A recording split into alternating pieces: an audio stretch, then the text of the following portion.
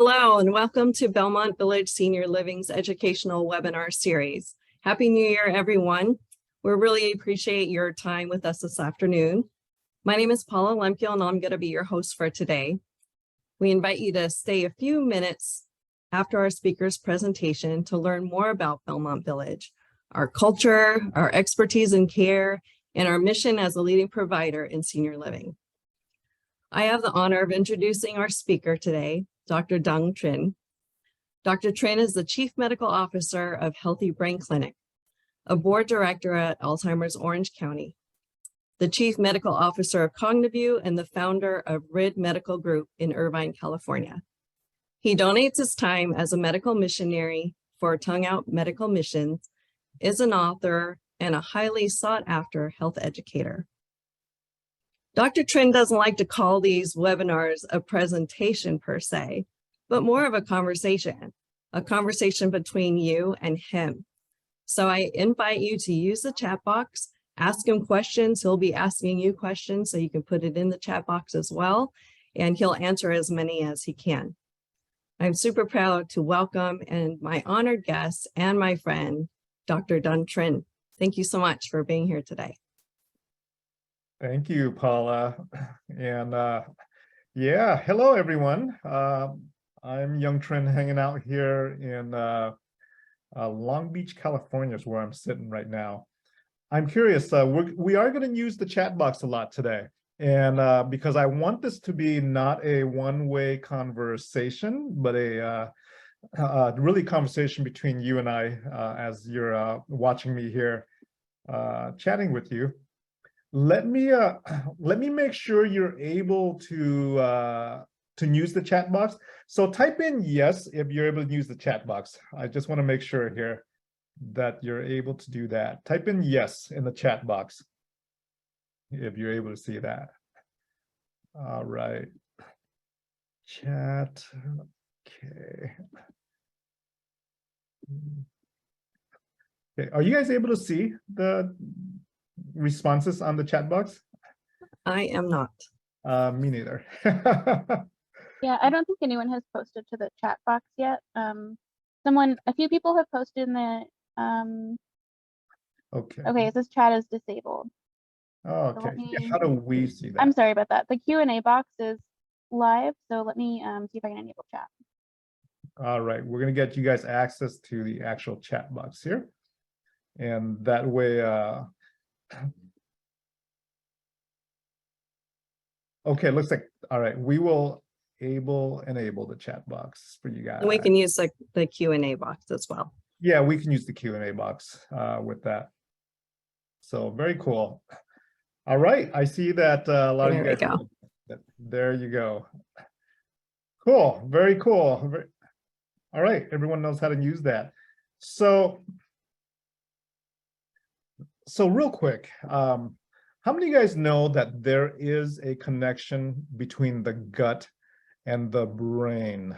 Type in yes if you know there's a connection between the gut and the brain. And I'm curious, what is that connection?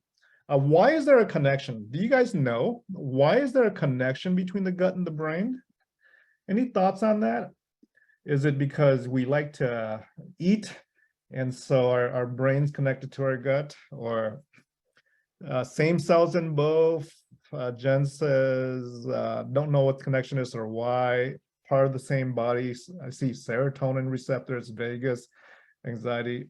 Okay, Carol says what you eat affects brain health, inflammation. Okay, very cool. Yeah, you guys have a good general idea here. By the way, where does the gut start? How do you define the gut? Where does the gut start? Does it start in your mouth, your stomach? You guys are smart. Yes, the gut does start in the mouth. So the gut starts in the mouth right here, right? When we start eating our non-gut health food, which not recommended, right? Not physician approved. I just brought this as an example of not physician approved, just to show you guys with that. And so it starts in your mouth, and the gut obviously goes down the esophagus, right? In this tube called the esophagus, goes into the stomach, and then continues on through the small intestine, the large intestine, the rectum, and out the other end, right? So the gut, guys, is one long tube. Does that make sense to you guys? The gut is one long tube. Does that make sense to you guys? Type in yes if that makes sense to you. Okay, very cool. So let me ask you this. What is the purpose or the function of our gut? What does our gut do, right? What is the purpose of the gut? Any thoughts on that? And I'm going to tell you now that the gut actually does at least 4 different things, right? It does at least 4 different things when you think about our gut. And when you think about our gut, it's not just a long tube, but along the gut, in the gut, lives good and bad bacteria, right? Have anyone heard of the word, what do you call that? The bacteria that lives with you. Is there a name for that? The bacteria that lives with you? Anyone know if there's a name? Beth, close. Bionome, Sarah, Flora. Okay. So the bacteria that lives with us have a few different names. One is called the parasite, mitochondria. Close. Parasites can live with us. Have you heard of the gut flora? Gut flora. Anyone heard of the gut flora before? Type in yes if you heard the gut flora. I'll type it down for you guys here also. Right, gut flora is one name. The other name we use for the bacteria that lives with us, and I'll type it down for you, is the microbiome. Anyone ever heard of the microbiome? That's a scientific long name, right? Microbiome simply means all the little bugs that live with you in your gut. Okay, the microbiome. So if you haven't heard of it, that's what we call it. The gut flora is the other thing. So did you know that of the total amount of bacteria that lives in our body, right? So we all know that we live with bacteria, right? They live with us. We all share space in this body with the bacteria and the viruses and all that. Did you know that of the total amount of bacteria that lives in your body, 90% of that bacteria is in your gut? Do you guys know that? Type in yes or no if you knew that. 90% of the entire bacteria that lives with you live in your gut. Pretty crazy when you think about it, right? 90%. So, did you know that the immune system, right? Your immune system is made up of the immune system cells, the white blood cells. You guys heard of the white blood cells and all the different cells that protect your body, right? Your immune system. Did you know that your immune system, the total number of immune system cells that you have in your body, 70% of your immune system hangs out in your gut, right? 90% of all the bacteria you have hang out in your gut, and 70% of your immune system hangs out in your gut. Why is that, guys? Now, why is 70% of all your immune system hanging out in your gut? Any thoughts about that? Any thoughts why 70%, most of your immune system's in your gut? David says because it's a long space. Okay. Marcy says food. So the reason the majority of your immune system hangs out in your gut is because it's keeping an eye on the 90% of the bacteria that hangs out in your gut. It's like your sentry, your soldier, your defense system, right? Does that make sense to you guys? Most of your immune system is in your gut because most of the bacteria is hanging out in your gut. Does that make sense?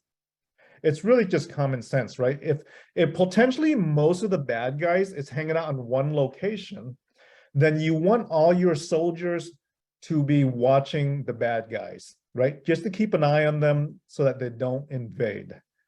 That's why the majority of your immune system is in your gut, because most of the bacteria is in your gut. Common sense, right? Type in yes if you're following me so far. I want to make sure that I haven't lost anybody here. Very cool. Okay. All right. Now, let me ask you this. Our body is made up of cells, right? Our body is made up of cells. So you got like skin cells, heart cells, lung cells, blood cells. Our body is made up of cells. Make sense so far? Type in yes if you understand that. Our body is made up of a bunch of cells, okay? Did you know that because of all the bugs that live with us, we got bacteria, viruses, fungus that live with us, right? Because of all the bugs that live with us, did you know that the number of bugs that live with you, right? The number of bacteria and fungus and all that that live with you, that you are outnumbered by 10 to 1 as far as the number of cells. For each human cell that you have, you got 10 bug cells that live with you for every human cell that's in you. Have you guys ever heard of that? Type in yes if you heard that, or no, you've never heard of that. Right? How do you feel about that? How do you feel about the fact that every cell you have is surrounded by 10 bugs? Yuck. Yikes. Concerning. Right? Exhausted and scared. Wow. Sorry, Linda. Right? So yeah, we are surrounded by the bugs. But here's the good news. Well, Janice says if they're the good ones, I'd like it. Right? So here's the good news, guys. The good news is that the majority of the bugs that live with us, they are friendlies. They're not the bad ones. Did you know that you have friendly bacteria, good bacteria that live with you, along with the bad bacteria? How many of you guys have heard that not all bacteria is bad, right? We have good bacteria. So part of your microbiome is good bacteria, not just the bad ones, right? And so Beth is already asking about, prebiotics, probiotics. We're going to cover all that for you guys and tell you what the difference is between a prebiotic and a probiotic. So anyway, let me ask you this. What are the 4 functions of your gut? What are the 4 different functions of your gut? Does anyone know? Can anyone spell out 4 different functions of the gut? Type in a few that you know of. The gut does 4 different things. Digestion. Okay, so it digests food. Yes. So digestion and absorption, same thing. Intuition. Is your gut intuitive? I guess so. Some of us have a gut feeling. So is it really your gut that's feeling it, or the gut bacteria that's feeling it when you think about your gut feeling? Like, I have a gut feeling, right? Is it you or your bacteria? That's kind of interesting. So protection is number 2. Great, David. Protection is number 2.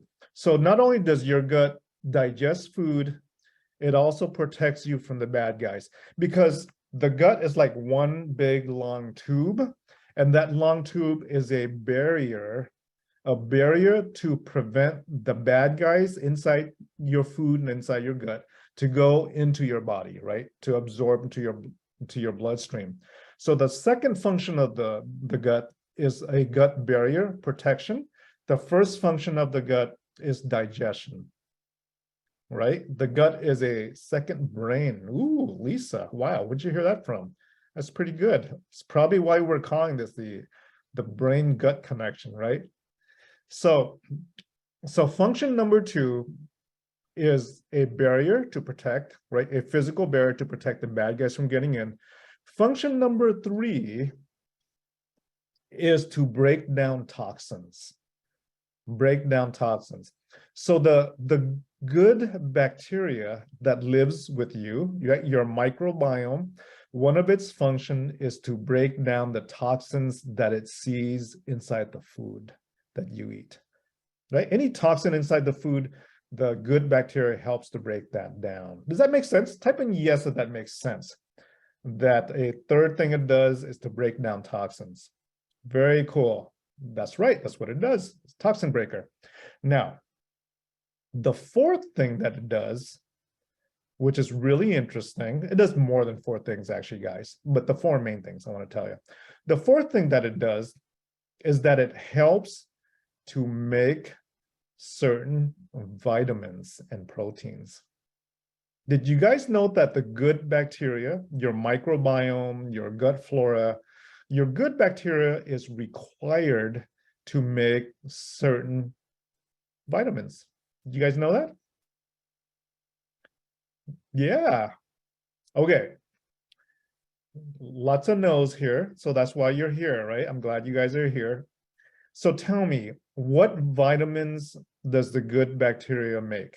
What vitamins does the good bacteria is required to metabolize, right? Certain vitamins. It produces vitamins and metabolizes certain vitamins.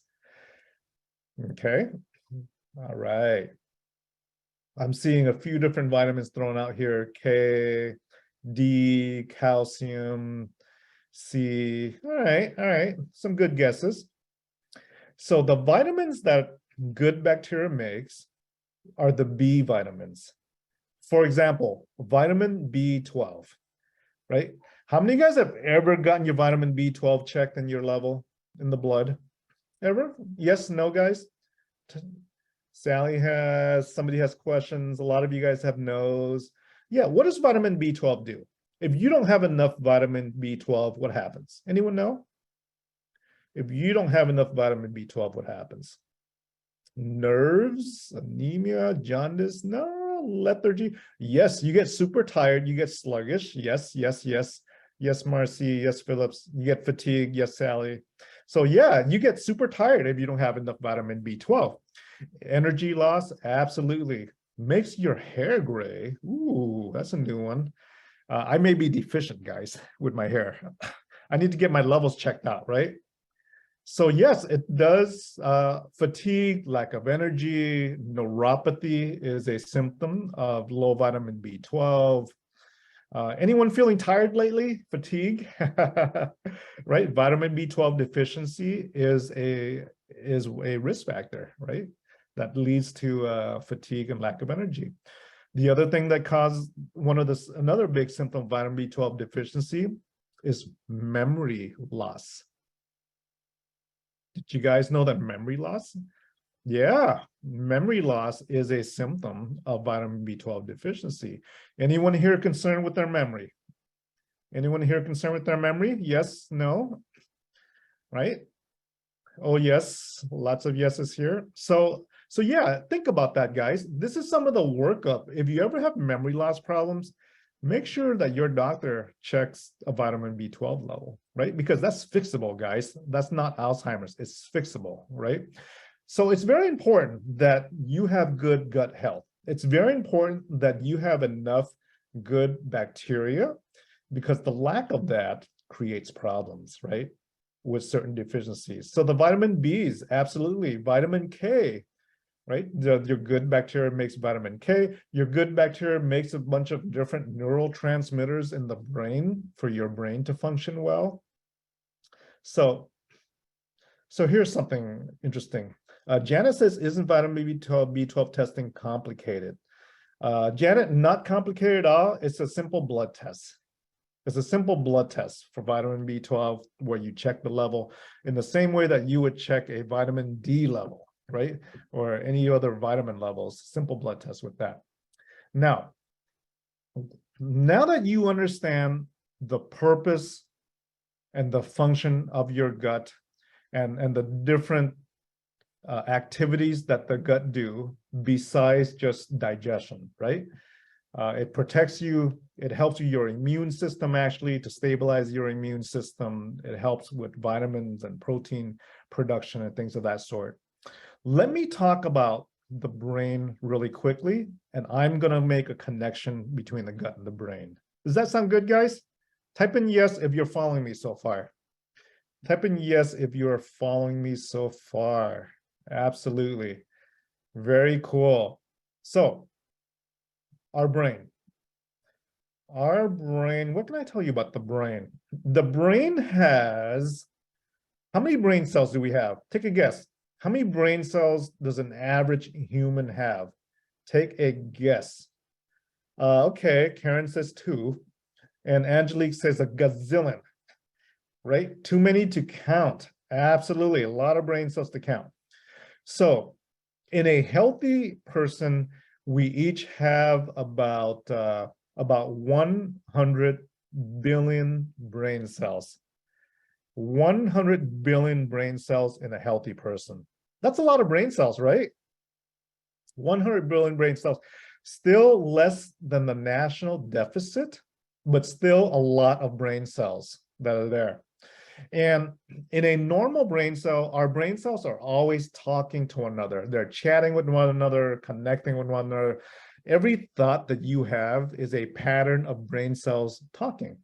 Every feeling that you have is a pattern of brain cells talking, right? Every memory that you ever have is a pattern of brain cells talking, right? Does that make sense so far? That our brain cells are always communicating, always talking, always, everything you do, every thought, every feeling, every memory is brain cells just talking to one another. And so I'm in the world of Alzheimer's education. I do a lot of lectures on Alzheimer's risk reduction, Alzheimer's prevention. So I live in that world, and we do Alzheimer's research as well, right? And so in the world of Alzheimer's, we have noticed a few things that have come out in the world of research. And it's very interesting because it's connected to your gut. Now, when we talk about the word neurotransmitters, does that mean anything to you guys? Anyone heard of neurotransmitters before? Yes, no. Any thoughts on that? I see a lot of yeses here. I see some no's. What is a neurotransmitter? What does it mean? Does anyone know what is a neurotransmitter, guys? Any thoughts with that? So the word, so you can probably break it down to 2 different words. Ding, ding, ding, David said it's a chemical that allows the cells in the brain to communicate. Right? It's a signal that the brain gives to other parts of the brain. Carol, yes, they're messengers in your brain. And they're a messenger that carries messages from like one brain cell to another brain cell. And that's how they communicate through these different neurotransmitters, right? They carry the message. Does that make sense to you guys so far? They're like enzymes, hormones, proteins that carry the message between brain cells to brain cells. These are what we call neurotransmitters. They transmit, right, messages between brain cells to brain cells. And yes, they need a pathway, and there are pathways in the brains for that. Now, let me ask you this. Can you name me some neurotransmitters that are in the brain? How many know a few names of neurotransmitters? Ooh, I see serotonin, I see dopamine. Okay, what else? So serotonin, dopamine, any other neurotransmitters besides serotonin and dopamine? What does okay, so what does serotonin do for our brain? If we don't have enough serotonin in our brain, what happens? Ooh, Carol, acetylcholine, you're getting pretty scientific on me here, right? So if we don't have enough serotonin in our brain, what happens? Yes, Susan is correct. Depression. If you don't have enough serotonin in your brain, one of the symptoms is depression, right? Feeling down, feeling sad. Why is that? Well, we know that a lot of the antidepressants we take today, right? Prozac, Paxil, these are antidepressants that we take. What they do is that they boost our serotonin levels up in our brain to help with depression, right? Makes sense so far, guys? If you don't have a lot of these Neurotransmitters, like if you lack serotonin, it leads to depression, which is why antidepressants boost the serotonin level. Makes sense, right? Let's pick another neurotransmitter of the brain. Let's go for dopamine. What happens if you don't have enough dopamine, guys? What happens if there isn't enough dopamine in your brain? Anyone know? Marcy says sleepy? Really? Maybe. What happens if there isn't enough dopamine? Susan says Parkinson's. Yes, yes. Parkinson's disease is a deficiency of the, I believe, the substantia nigra, which produces dopamine, which is why the medications we give for Parkinson's is dopamine. Movement disorder, anxiety. Okay. So we use it to keep the blood pressure up. David, you must be in the medical field or something, right? Dopamine drips. So dopamine is a neurotransmitter that if there's a deficiency of, it oftentimes gives you the blah. Anyone heard of dopamine hits? Does that term ring a bell with that? No? Okay. Have anyone heard of dopamine receptors that is linked to addiction? Okay. I get some yeses there. Many of the addictive illegal drugs give you what we call dopamine hits. They give you a blast of dopamine that absorbs the dopamine receptors in your brain, and it gives you a euphoria, that high feeling of whether you're on, cocaine, heroin, weed, that little high feeling that leads to addiction is dopamine with that, right? It's dopamine. Dopamine is the euphoria, whereas low serotonin leads to depression. Dopamine, a blast of dopamine, leads to that euphoria sensation, that high sensation that people get addicted to. Does that make sense so far, guys? Type in yes if that makes sense to you guys. Okay, let me give you an example. All right, how many of you guys here like chocolate? Yes or no? How many of you guys here like chocolate? Okay, a lot of chocolate lovers here, right? That first bite of a chocolate cake. What is the sensation in your brain with that first bite of chocolate cake? What is the sensation you get in your brain? What is that sensation? Heaven, joy. Yeah, satisfaction. Okay. That's dopamine, guys. That is dopamine. That wow, that heaven, that joy, that heaven, that's dopamine. Makes you want more, right? That's why you get addicted, right? So that's dopamine. Makes sense so far? That's dopamine with that first bite. Okay. Ice cream. What's your favorite ice cream? What's your favorite flavor? Type down your favorite flavor and see if it matches mine. Coffee ice cream, really? There's a coffee ice cream? I don't know. Chocolate chip, walnut, black walnut, chocolate mint, rocky road. There's a lot of chocoholics here. There are a lot of chocoholics here today. There's like chocolate stuff here. Yes, the coffee. I don't think I've had coffee ice cream before, right? Okay, I'm depressed. I've not seen black cherry on here on the list. Okay, Susan, thank you, my best friend, right?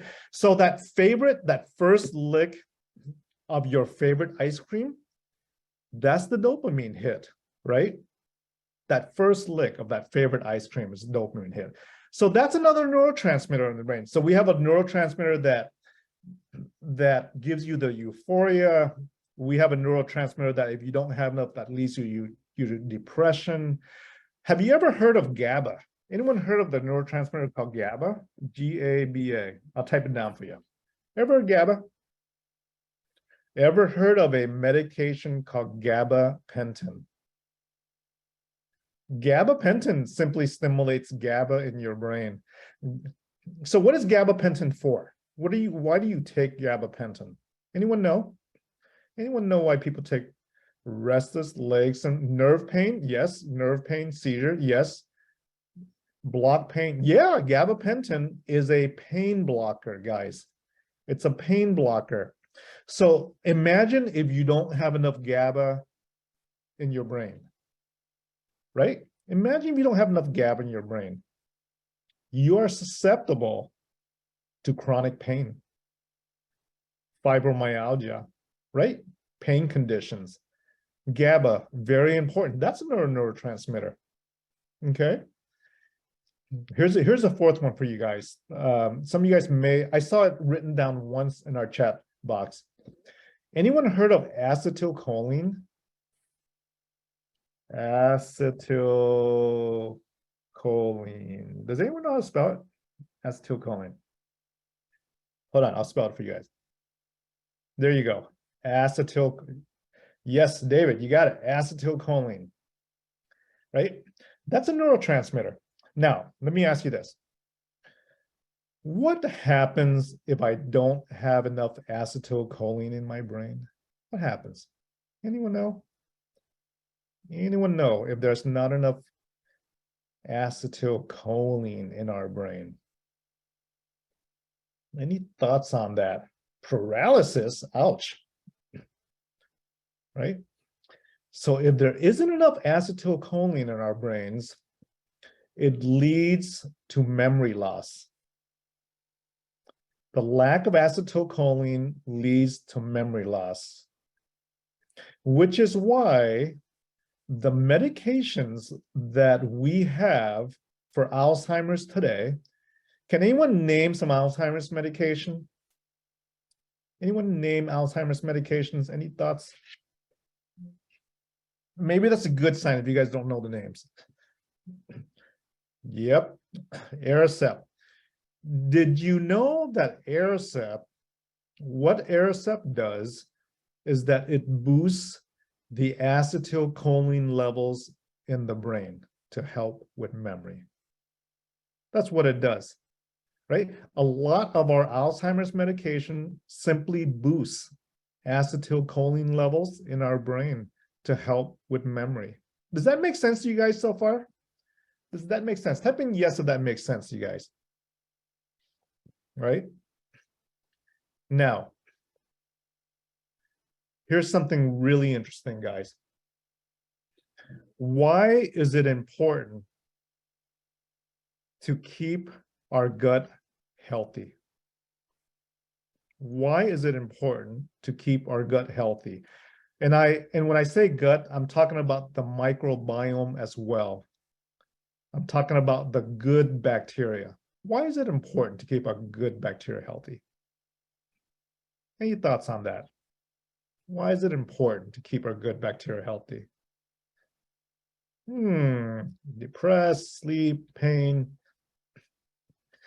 Did you know that over the last few years, the rate of depression in the United States have gone up, even before the pandemic started? We are seeing this in depression, stress, and anxiety. Did you know that curve has been going up even before COVID? Right? Did you know that the rate of Alzheimer's diagnosis has been going up over the years? Like this, of Alzheimer's has been going up over the years. Pretty crazy. Did you know that autoimmune disorders have been going up over the last 10 years? Rheumatoid arthritis, lupus, Crohn's disease, right? Autoimmune diseases have been going up over the last number of years. It's pretty crazy. We are one of the the most technologically advanced countries around the world. We have the best medications, we have the best science, we have the best research. And at the same time, the rate of these conditions continue to go up, despite the best medications, the best research, the best doctors, the best science. Pretty crazy when you think about it, right? Now, let me ask you this. If depression is going up over the years, right? The rate of depression, even before COVID, the rate of depression is going over the years, it's gone up. Why is that? Why are we more depressed when we are the richest country in the world?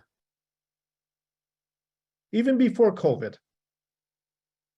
we all have a roof over our heads, right? We have a bed to sleep on. If you have, I heard it said that if you have a bed to sleep on and a roof over your head and a refrigerator with food on it, you're better off than 80% of the world. Have you guys heard that? We're so spoiled. So I want you to do a little Google search here for me, since you're on the computer and things of that sort. And I want you to tell me, where is serotonin produced?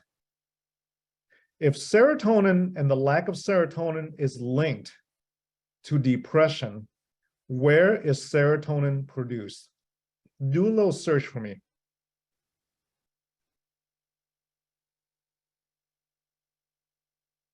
%90 of your serotonin is made in the gut.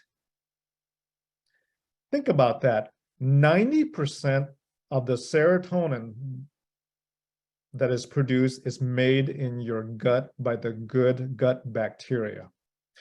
If the link to depression, if the rate of depression is going up due to the lack of serotonin, what are we doing to our gut? We are destroying our gut health, right? We are destroying the good bacteria in our gut. And that is influencing the neurotransmitters that your brain needs for brain health. Does that make sense to you guys? We're destroying and messing up our gut health, and that is influencing the neurotransmitters that are needed for your brain health. How do we destroy our gut? What are some ways that we are doing to destroy our gut? Processed food, absolutely. Alcohol, absolutely. Sugar, absolutely. Sugar is pro-inflammatory. The use of antibiotics, absolutely. The overuse of antibiotics, right? So we all know that antibiotics kill bacteria, right? So when you're sick, you take a course of antibiotics, kills the bacteria and things of that sort. But it doesn't just kill the bad bacteria, does it? It kills all the bacteria, including the good bacteria in your gut. Think about that. Now, how many of you guys are thinking, wow, I don't take that much, antibiotics, maybe once a year, twice a year, so I'm okay. Woof, I don't feel so bad about it, right? But here are the facts. How many of you guys are like me where you enjoy a medium rare steak? Type in yes if you enjoy a medium rare steak. Any steak lovers here? Okay, yeah, probably some no's, but okay, cool. The steak lovers will have our own conversation after this. But when you're eating a medium rare steak, right? When you're eating a medium rare steak, are you just eating a medium rare steak? When you're eating your beef, your medium rare steak, are you just eating a medium rare steak? Yes or no? If you say no, then why not? If you say no, why not? Why aren't you just eating a medium rare steak with that? What do we feed and pump into our cows? Right? You guys are absolutely correct. We pump into our cows hormones. We pump into our cows antibiotics, right? And not just that, we also eat what the cow eats. Does that make sense? How do you know that the grass that the cow ate was not sprayed with pesticide? How do you know that? Does it tell you on the label? Does it tell you on the label that the cow ate grass that wasn't sprayed? Right? What's on that label? Who knows? Absolutely not. And so when we're eating our beef, right, when we're eating our medium rare steak, into our bloodstream, right, is antibiotics, hormones, pesticides, insecticides, and things of that sort, right? So we are exposed, guys, to antibiotics, not just when you are taking antibiotic pills when you're sick. You are exposed to antibiotics every week in the food that we eat, not just in the cows and the beef, but think about the chicken. How many of you guys, when you go to a store now, they have to tell you if there's antibiotics in the chicken or not? Like, did that even exist 10 years ago where they have to tell you whether your chicken has antibiotics or not? It's kind of ridiculous, right? They have to tell you now, this chicken that you're buying has antibiotics or no, or they don't tell you at all. If they don't tell you, you just assume there's probably antibiotics in it, right? We're pumping our chickens up with antibiotics. We're pumping our cows up with antibiotics. And so when you're eating your meal every day, the typical American diet, right? We have antibiotics in our system, guys. And these antibiotics, what do they do to your gut health? What do they do to the microbiome? Right? They're destroying the good bacteria. And by destroying the good bacteria that's in your gut, it is affecting our brain health, because the good bacteria makes the neurotransmitters that are needed for a healthy brain. Does that make sense to you guys? Does that make sense to you guys so far? Right? Okay. In the next 2 to 3 minutes we have left here, I'm going to give you 10 different foods that you can eat that provides good bacteria, right? Probiotics. Probiotics not in a pill, but probiotics through food. Are you guys ready? Does everyone have note paper and pen? Type in yes if you're ready to take notes. Type in yes if you're ready to take notes. If you need to go get a piece of paper and a pen, I'll give you like 10 seconds, right? Type in yes if you're ready to take notes. And then I'm going to give you a list of 10 foods, okay, that you can write down that will give you the good bacteria with that. Okay, go for it. All right, Julia, here we go. All right, we're going to do this in like 2 minutes. Number 1, yogurt. Yogurt. Everyone knows that yogurt has probiotics, right? It's pretty obvious. Yogurt. But I'm not talking about the yogurt with all the junk in it, with all the sugar. That's not really the good yogurt. So you want the yogurt that is, ooh, Patty makes homemade yogurt. How do you do that? Ew. Right? You want the yogurt that doesn't have the sugar. You want the yogurt that's kind of natural, right? Sugarless. Instant pot, like weed? No, probably not, right? So yogurt. Number 2, kefir, K-E-F-I-R. Anyone heard of kefir? I don't even know I'm saying it right. Kefir. Okay, a bunch of yeses here. So kefir is basically fermented probiotic milk drink, right? Really good. I drink my kefir. I get it from like Whole Foods. It's got a little bit of flavor in it. Oh, Lisa says kefir. Okay, cool. It's kefir. Got it. Lots of good probiotics in kefir. That's number 2. Number 3, sauerkraut. Any sauerkraut lovers in here? Sauerkraut. Sauerkraut is simply, I think it's cabbage, I think. Sauerkrauts with wieners, according to David. Just had some. Linda says ick. Okay, sauerkraut, really good. I remember sauerkraut in medical school. I went to medical school in New York, and I was a really poor medical student, you know, lots of student loans. So every time I walked out of the hospital in New York City, my meal as a starving medical student was a dirty hot dog on the street, one of those little carts they push around. But I remember that because the New York hot dogs are the best because they had sauerkraut in them.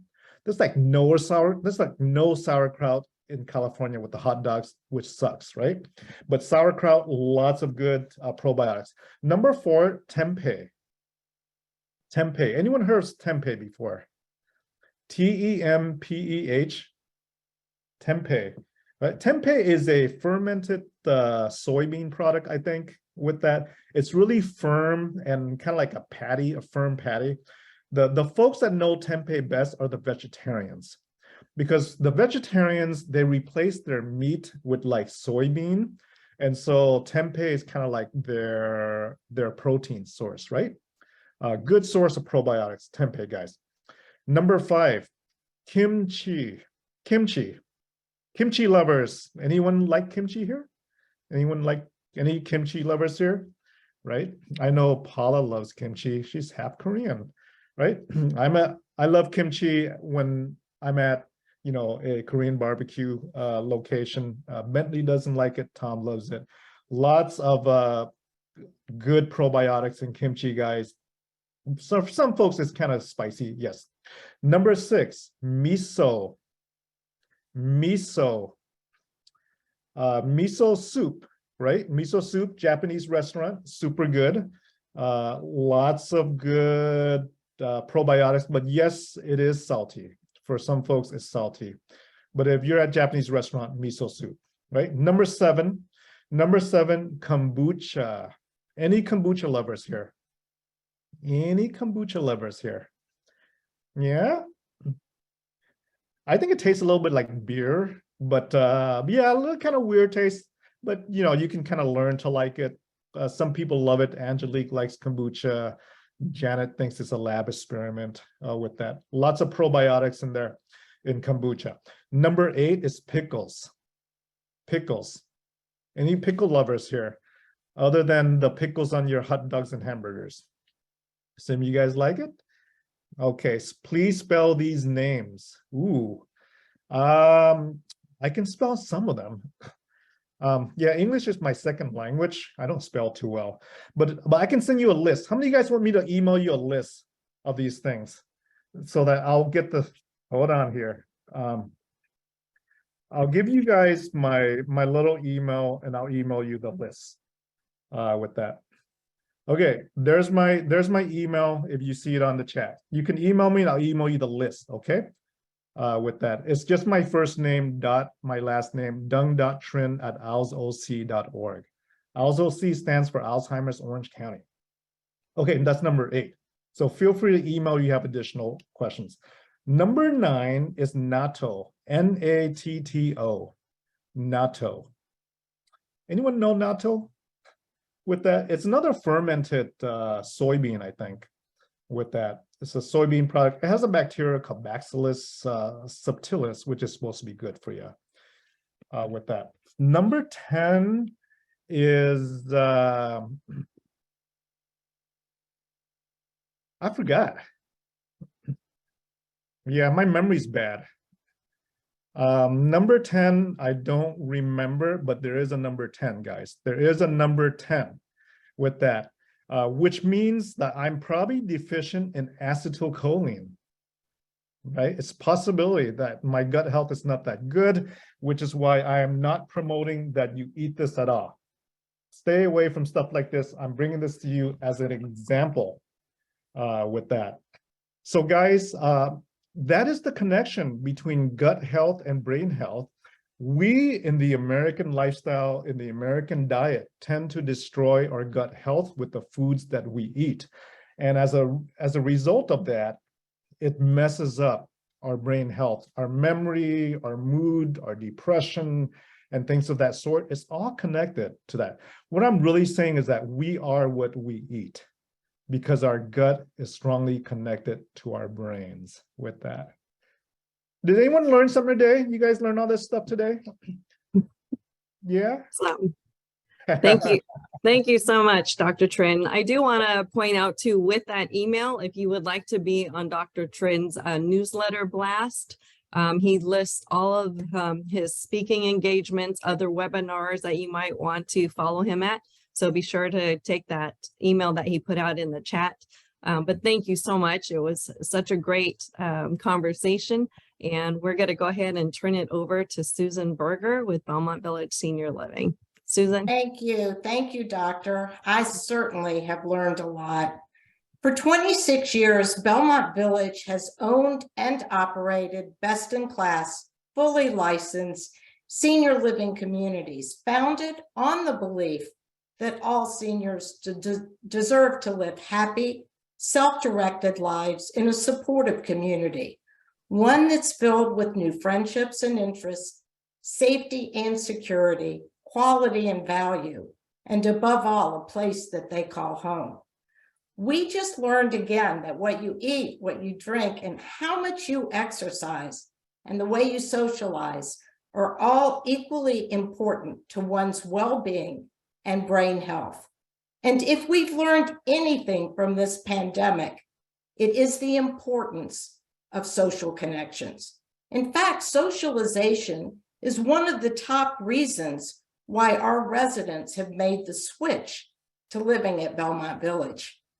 Whether you want the taste of an active lifestyle in a safe environment, or you need assistance with activities of daily living, Belmont Village is a vibrant community designed to help our residents enjoy their golden years. And their families have added peace of mind because they know that our Belmont Village nurses and caring and well-trained staff are on site 24 hours a day to provide person-centered care. I have received so many calls every day asking about Belmont Village's memory care support. And for those experiencing cognitive impairment and early stage memory loss, Belmont Village provides a therapeutic whole brain fitness lifestyle. That's one that includes our wellness model with mental fitness. This innovative approach to memory care is what we call our circle of friends. The goal of all of our memory programs, whether for those with mild or advanced stages of cognitive decline, is to provide each resident with what we call the Just Right Challenge. This allows them to feel successful and have a newfound sense of purpose. And because those residents are among the most vulnerable, our caring staff are trained to recognize their behavioral and personality changes and to communicate with passion and understanding. As the experts in memory care, we're also there to support the family through this journey. At Belmont, we strive to create a positive experience for all of our members. They include our residents, their families, and our employees. And year after year, we set new standards for resident and family satisfaction. We've also been recognized as a great place to work by our over 4,000 employees nationwide. I'm proud to say that I'm one of those employees for the last 20 years. If you have any questions about Belmont Village, one that may be near you, or you would like to learn more about our innovative approach to memory care, I do hope that you will give me a call or send me a text or an email. My name is Susan Berger, and I am a trusted family advisor. My phone number is 424-232-0704, and my email is sberger@belmontvillage.com. It is always my pleasure to assist families as they navigate the many options available in senior living, either for themselves or for their loved one. But please take the time to compare and don't wait for a crisis to react. Thank you for joining us today. I'm going to turn it back to Paula. Great. Again, thank you so much for everyone for taking the time out this afternoon to join us today. Thank you, Dr. Trinh, for your informative conversation. Watch out for those chicken feet that you eat. Don't know what those in those chickens, but thank you so much. And everybody have a wonderful day today. Take care, guys. Bye-bye. Bye now.